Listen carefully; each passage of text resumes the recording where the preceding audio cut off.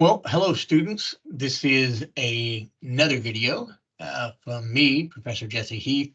And in this video, I wanted to quickly show you some free online Bible study tools that you can use throughout this course alongside your textbooks, especially as you start to kind of gear up for writing certain sections and parts of your exegetical research paper. So remember, I've explained this in a previous video, that your final research paper in this class is an exegetical paper. That comes from the word exegesis, which means what are we reading out of the text? So the text itself has some things in it, and we're reading out of the text. And what are some of those things that we can get out of that text, right?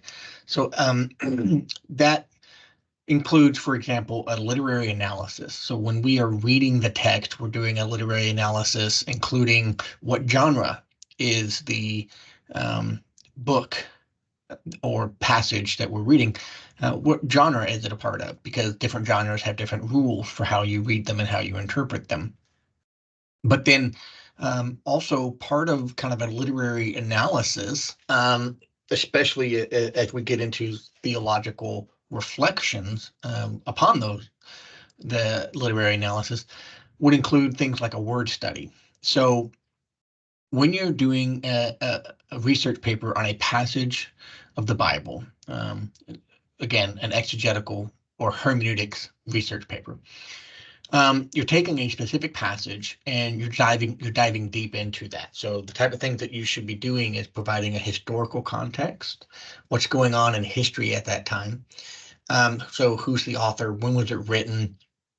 To whom is it written? Where is it written from? All of those types of things. And a lot of that kind of information is going to be provided in academic research papers, like journal articles or commentaries and Bible encyclopedias, things like that. And one of the things that you should be careful of when you're using commentaries is you want to use exegetical commentaries. Don't try to use what we call expository commentaries. Now, expository commentaries are what we in theology would refer to as kind of the common popular reading of a passage. It's like devotional. When you're reading something in an expository commentary, the author of that commentary is not really diving in really deep, especially when it comes to doing like original word studies in word studies into the original language, such as in our case, the Gospel of Luke, Greek New Testament. They're not going to dive deep into that, whereas an exegetical commentary will. And so there are some great resources out there on the internet. Some are free, some are not. And some you might be able to find online through Google Books or through the Southeastern University Library. So just do a quick Google search for exegetical commentaries and stay away from anything that looks like it's expository. If it's coming from a pastor personality, you can generally kind of stay away from that because that's written for the local church level. It's not really written for academic college level reading. So when it comes to some other free resources, I wanted to share my screen with you and show you some sources that I have always used historically and go from there. Let me see if I have any in here with me and written. I have a lot of these at home that I'm thinking of. For example, the Strong's. Oh, here it is.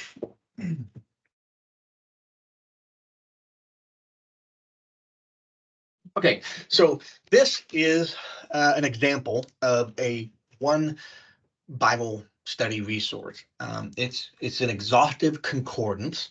Now, it's originally was written the original kind of concordance in English, kind of that idea of using a dictionary of Greek and Hebrew words into English was by a guy named Dr. James Strong. And it's been modernized. Originally, it was for the King James. This one is for the NIV. There are others out there, for example, for the New Living Translation. I think there's even one for the New American Standard Bible. And so a concordance provides, especially these Strong's concordances, they're called exhaustive concordances because what they do is they provide an exhaustive index of every word in that Bible translation. So, for example, this one is the NIV exhaustive concordance. And so if we were to kind of take a look at this, the book is split into Hebrew and Greek, and then there's the concordance, which makes up the actual list of every word in the Bible that is kind of important. And then goes to another work. So, for example,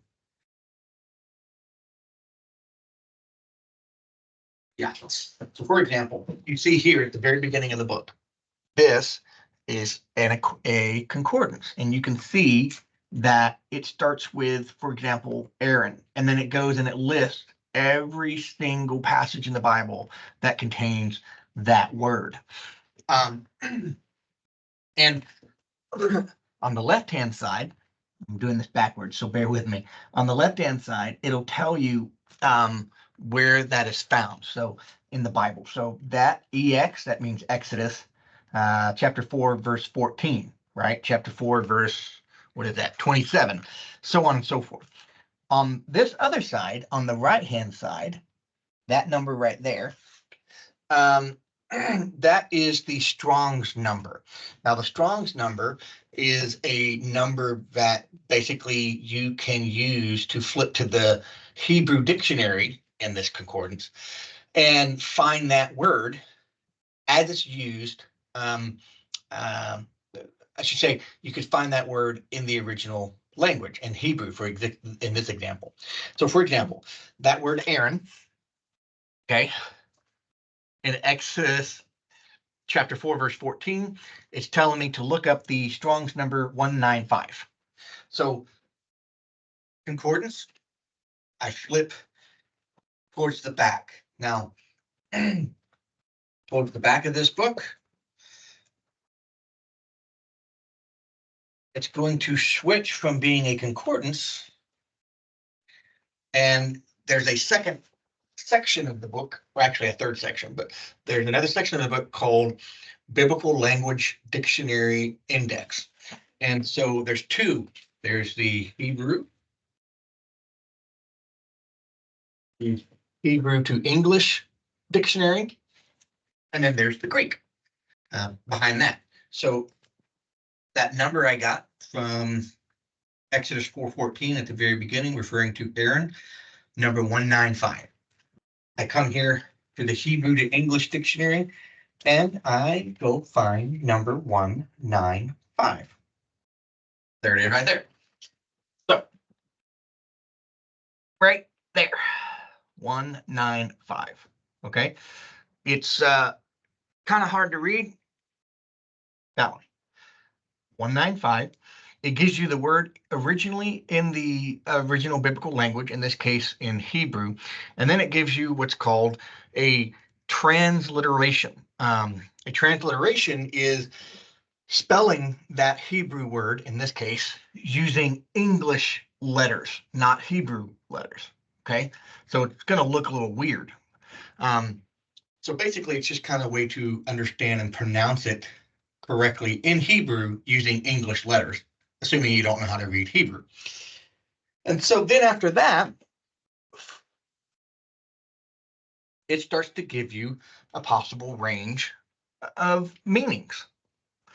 Okay, and you can see there's several kind of meanings listed underneath that. That's known as a semantic range. Now that's a proper name, Aaron, so you're not going to see some good examples there of that. But I can show you an interesting example in the New Testament, right? Well, this is where I'm going to share my screen with you.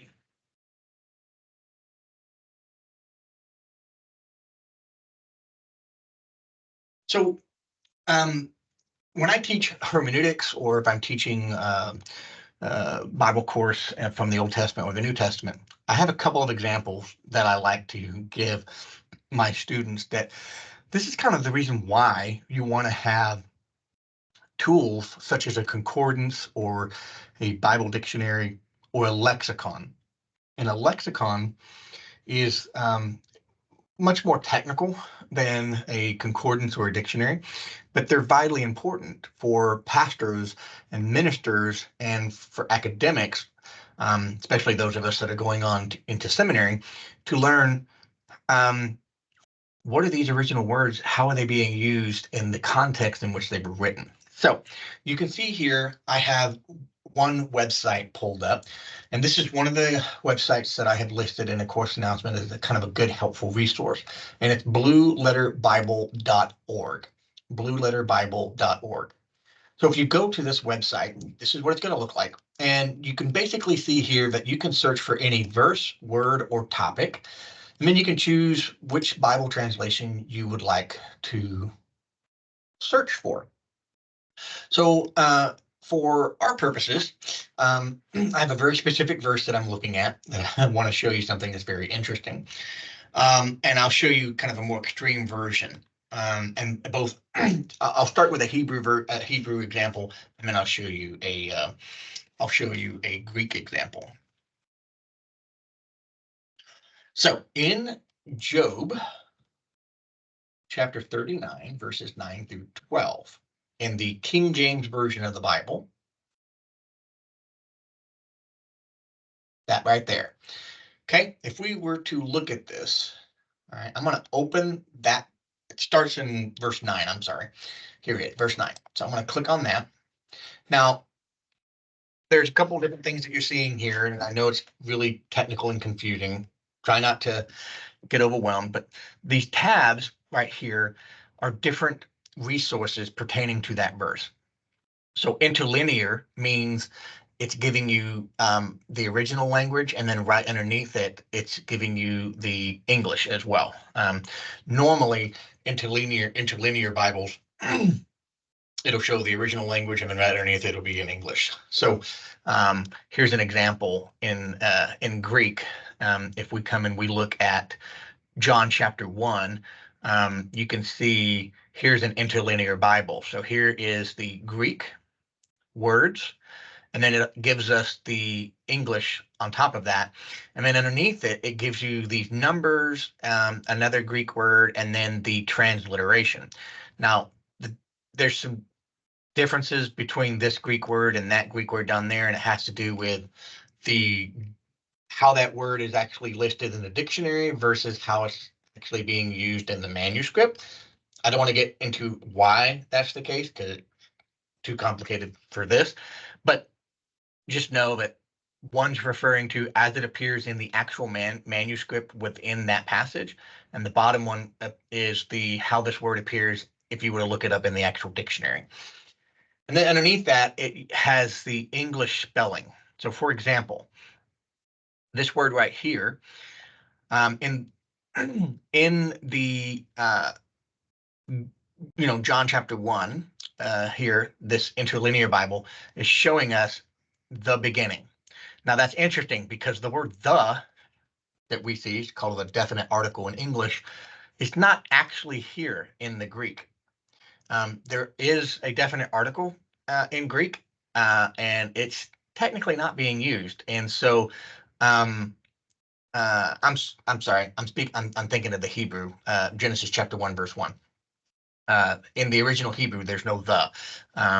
And so technically the actual literal reading of Genesis 1 verse 1 is not in the beginning, it's in beginning God did this. Okay, kind of a different idea. But so this is an example of an interlinear Bible. These things down here, you can find, basically it tells you how that word is functioning within the sentence and within the sentence. So think grammar. So, is it a preposition? Is it a noun? Is it singular or plural, masculine, feminine? And then there's these other things like dative, genitive. You're not gonna care about that per se, but it tells you how that word is supposed to be used within that sentence. So I just bring this up because it's one tool that you can use. So this is interlinear. Let me go back to Job for a second. So that first tab right there, interlinear, that's what it's doing. So it's giving you the original Hebrew and the English word. There we go, forward inline. So you have to remember, if you don't already know this, Hebrew is written, in English, we read left to right. In Hebrew, you read right to left. So it actually starts over here. So if I was to pull that up in a different Bible, so I'm just going to go to, let's say, Bible.com, what used to be called YouVersion. And I go to Job 39, Job 39. And I'm going to go to King James Version of the Bible. There we go. So if I go down to verse 9, if I'm reading this, and if you have an old King James Version of the Bible in your house, you could pull it out and look at it this way, and you'll see the same thing. Verse 9, will the unicorn be willing to serve thee or abide by thy crib? Canst thou bind the unicorn with his band in the furrow? Or will he harrow the valleys after thee? Will thou trust him because his strength is great, or will thou leave thy labor to him? Will thou believe him that he will bring home thy seed and gather it into thy barn? Right? So I read the whole passage basically, but you should immediately be thinking, wait a minute, unicorn? Unicorn is a mythical creature, at least in English. It's a mythical creature that we think of, like the white, what looks like a horse, and it has this magical one horn sticking out of its forehead, and oftentimes it's connected to like rainbows and different things like that. So unicorns are mythical creatures. They are not real, as far as we know. We've never actually discovered a real unicorn. So what is going on here? Well, first off, there's several things you need to understand about Job. It's the historical context being one. But besides that, what we need to do is, what is the actual word? We need to find out what the actual word in Hebrew is. So this is where a website like blueletterbible.org would be very helpful. So again, having my English Bible open here, so let me do this.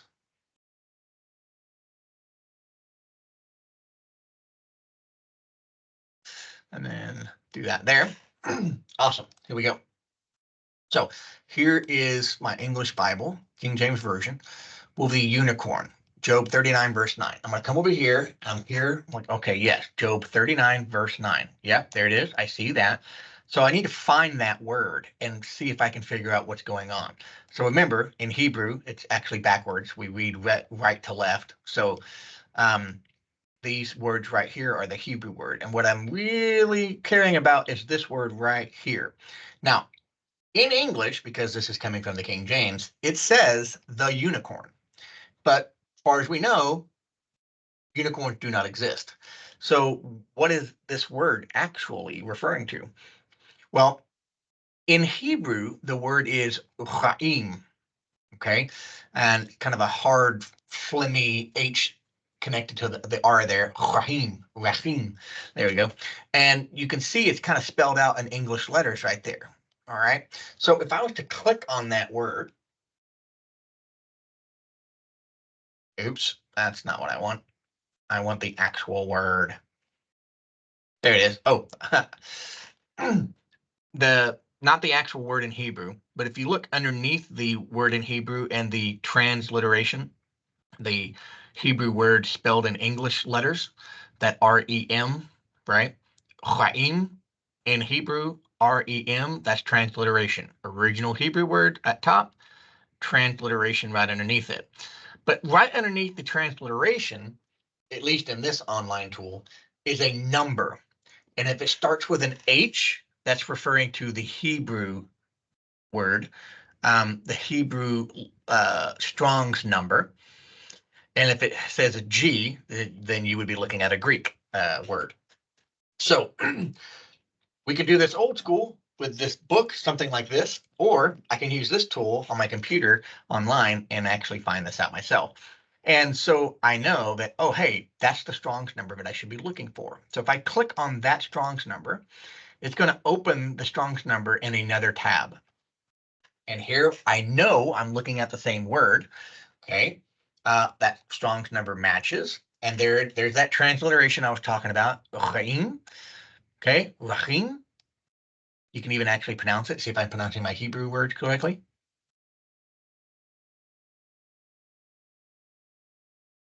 Rahim. I said Rahim. It's Rahim. Rahim. Rahim. Okay. Oh, there it is. Closer to what I would pronounce it as. Okay, so anyway, Rahim, right, or Rahim. So what we care about here, if you can look at, what parts of speech is this, you wouldn't know this because you don't know how to read Hebrew, but this tool will tell you that that is the masculine noun being used in that sentence. But if you scroll down a little bit, you look right here. Look at this, Strong's, right? Specifically the Brown Driver Briggs lexicon. Now, a lexicon is a tool that is used by specialists in that language to list specific technical definitions of that word. So this is Hebrew. So this Brown Driver Briggs lexicon is using that Strong's number, and then it's going to give us not only the parts of speech that word is functioning as within, especially the dictionary word. If you look at it, it's going to give you all these references to the Bible and where that word is being used in that form, right? And so right after you see here, Job 39, verse 10, it says wild ox. And it even gives you some other ancient Near Eastern words for the ancient Assyrian word for this. And it continues to explain what these are. So in different ancient Near Eastern contexts, what are we talking about? Well, we're not talking about a unicorn. The basic definition of the Urim is a wild ox. But then if we keep reading and we look, oh, hey, here's an Aramaic. Okay, cool. Not reading Aramaic. Here's Arabic. And, in Arabic, it's referring to a white antelope. Well, that's interesting. But I'm looking at, for example, Job 39:10. And in Job 39:10, it's referring to a wild ox. Now, again, how we know that is because of how the word is being used, literary context, the internal evidence within the passage itself, and other external evidence that we have from the period of time that it's being used. So that's how you do this for a Hebrew word, right? So here's another lexicon that can be used right here. It's kind of an older lexicon. I really like the Brown Driver's Briggs lexicon here for Hebrew words. But let's look at another. Look at a passage from the New Testament, specifically John chapter 14, verses 2 through 6. Now, in John chapter 14, come over here.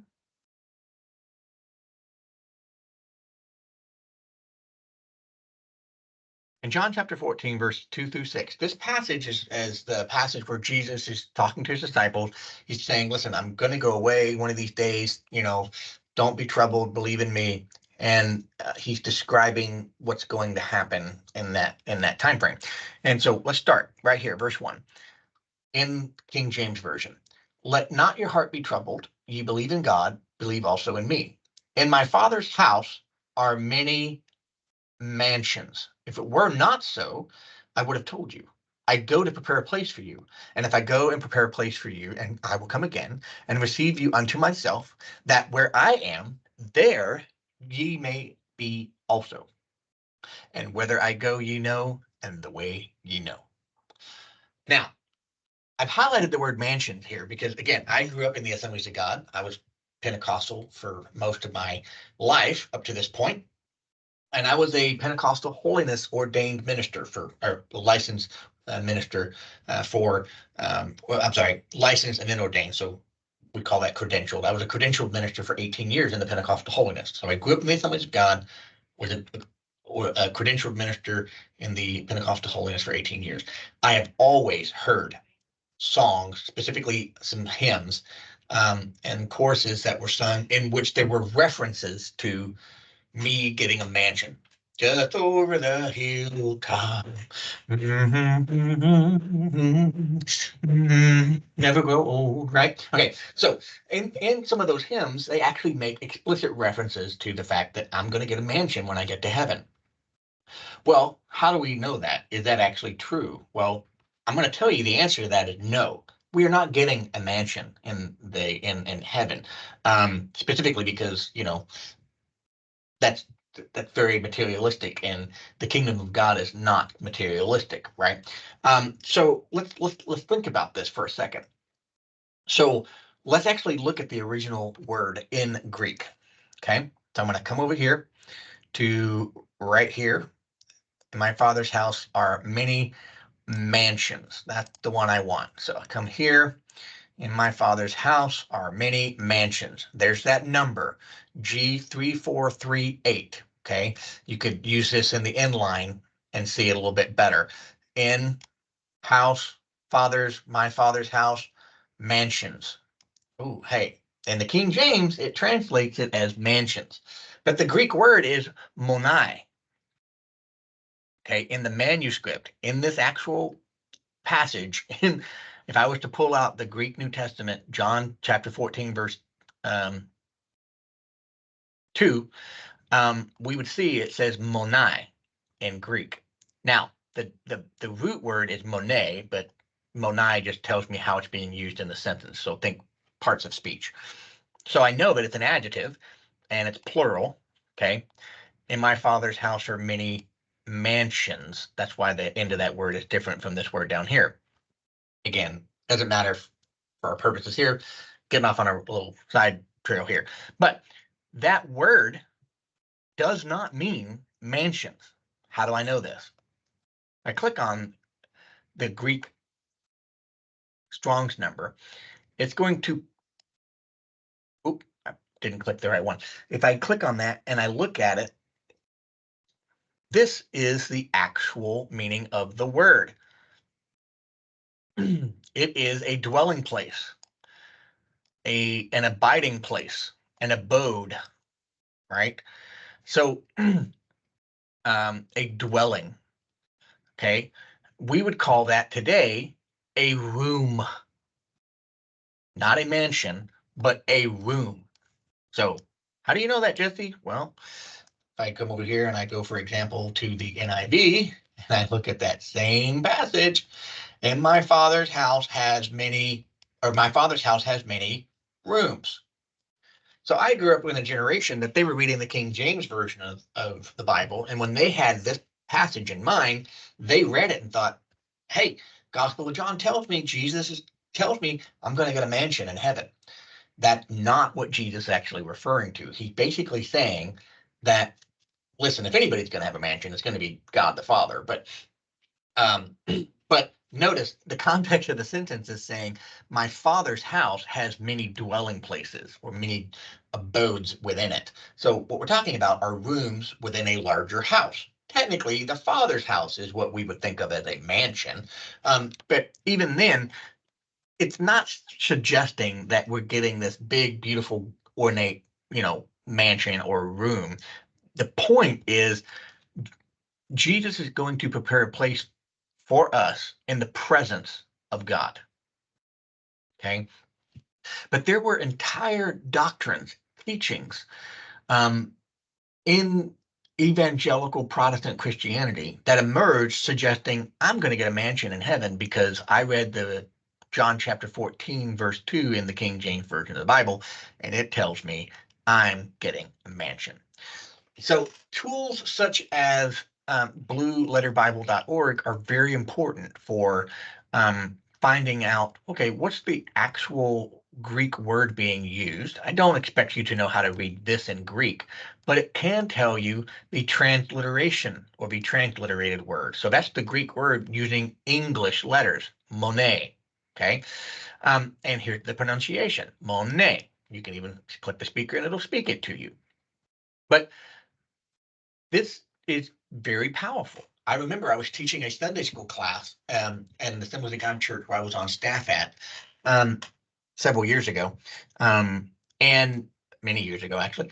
And there was an older lady in my Sunday school classroom, and we're going through the Gospel of John, chapter by chapter, every Sunday. And I come to this passage, and I'm explaining this, and this older lady who was in the classroom shot her hand up, and she's like, "Whoa, wait a minute, Jesse. Are you telling me you're seriously sitting there telling me that I'm not going to have a mansion in heaven?" And I said, "No, ma'am. That's not what this passage is saying." First off, the context is not really suggesting that. The whole point is the context, historically, but also literarily. What is Jesus saying in the surrounding verses?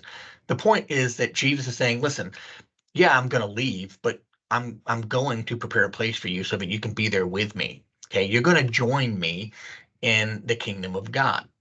All right. Now, we can talk about the fact that the kingdom of God is both here and something that has not yet to come. We can talk about the fact that technically the New Testament Bible never explicitly states that we are spending eternity in heaven. What it says is that we are spending eternity with God or in the kingdom, right? And the New Testament, especially letters such as John's letter of Revelations, right, to the seven churches, um, tell us that this earth, that all of creation is going to be redeemed when Christ returns, and that a new Jerusalem is going to descend. Heaven itself is going to descend, and a new Jerusalem, a new heavenly city, will descend onto a new earth, right? And so we could talk about all that kind of stuff about what's actually being said in the Bible, and you're going to realize that there's actually a huge difference between an understanding of, well, I'm going to go spend eternity in heaven, floating on the clouds, sitting in my own mansion. Nowhere in the Bible does it say that. What some people have done is they have mixed passages out of context from John and Revelation and said, "Oh, we're going to spend eternity in heaven and a mansion." No, that's not what the Bible actually teaches us. And we can figure that out because we are looking at what is the context in John, what is the actual Greek word, and then how is that concept referenced throughout the rest of the Bible, in particular in the New Testament, because that's what we're working with right now. So you can use these type of tools as you're studying the book of Luke, okay, or the book of Acts as well. Luke Acts, 2 volumes, one book. So I highly encourage you to look at these types of resources. You can find some other resources out there as well. Some other ones that you might be able to use that I referenced earlier is BibleStudyTools.com. That is not as powerful as Blue Letter Bible, but still pretty good. And then we have BibleGateway.com. That's another one. And then if you want to actually spend a little bit of money, either monthly or otherwise, especially if you're going to be if you're a pastor and you want to find some really awesome resources, there's several out there. So you have B-Sword Bible Study software. That's pretty good. It's free, and then as you start to add more resources, the resource packages themselves might cost, but it gives you something basic to work with, including King James, NIV, and the Strong's Concordance and Dictionary. So very basic there. You could use that. Another resource that you could use, this one's going to cost, is trying to think of the word here.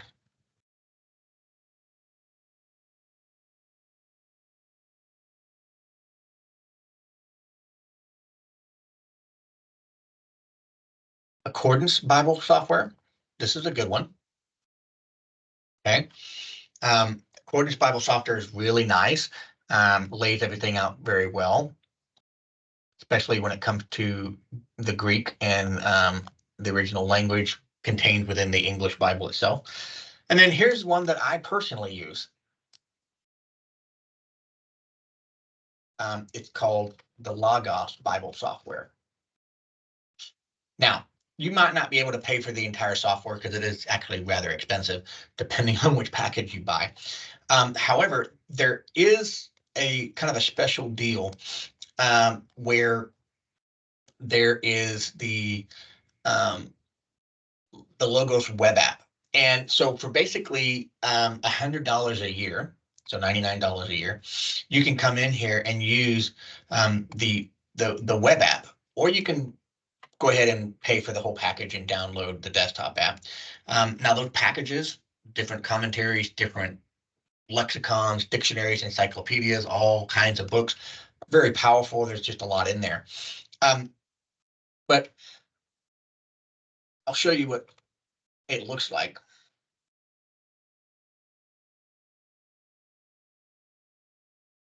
So this is the web app for the Logos Bible Study software.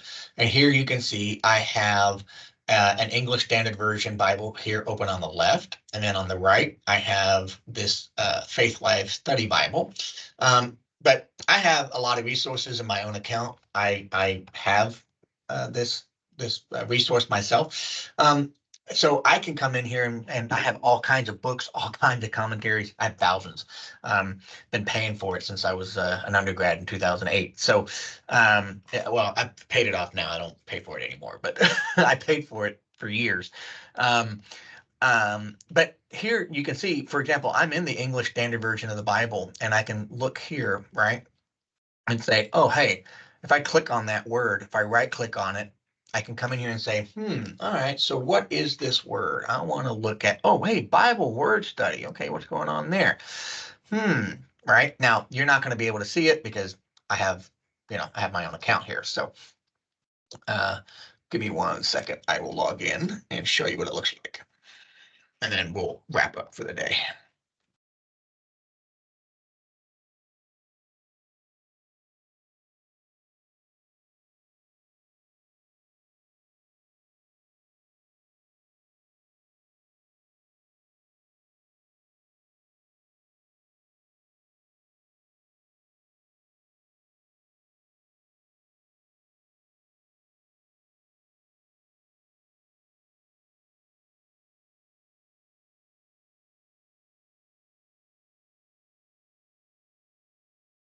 Sorry, I typed in the wrong login credentials.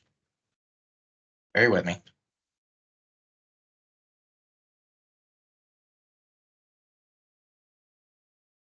Okay, here we go. So I'm in my account now. And again, I've had Logos for a long time. So if I come back over here and I'm going to right click on that word, there we go. So here I can see the English word as translated by the English Standard Version is beginning.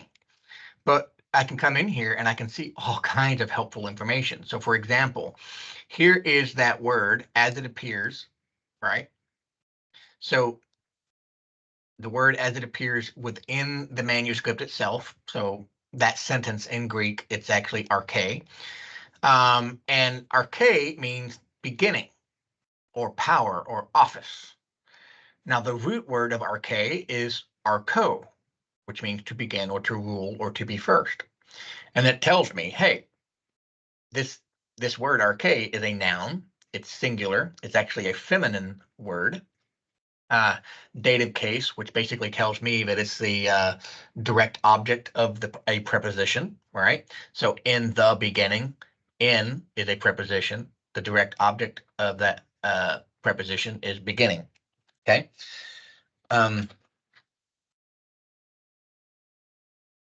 Sorry, my wife just tried to call me.